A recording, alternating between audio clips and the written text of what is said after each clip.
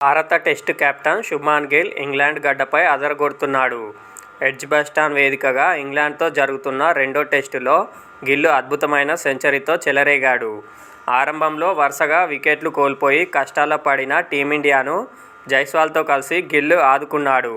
ఆ తర్వాత క్రీజులో కుదురుకున్నాక తనదైన స్టైల్లో బ్యాటింగ్ చేశాడు. గిల్కు ఇది 7వ టెస్టు సెంచరీ. ఇక ఈ మ్యాచ్లో సెంచరీతో మెరిసిన శుభ్మన్ గిల్ పలు రికార్డులను తన పేరిట లిఖించుకున్నాడు. కెప్టెన్గా వరుసగా 2 టెస్టుల్లో సెంచరీ చేసిన 4వ భారత కెప్టెన్గా గిల్ రికార్డులోకి ఎక్కాడు.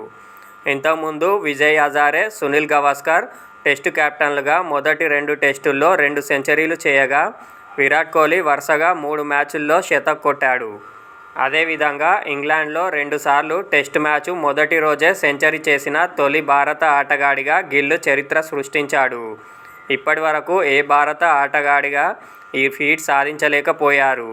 ఓవరాల్గా 13వ ప్లేయర్గా గిల్ రికార్డులోకి ఎక్కాడు.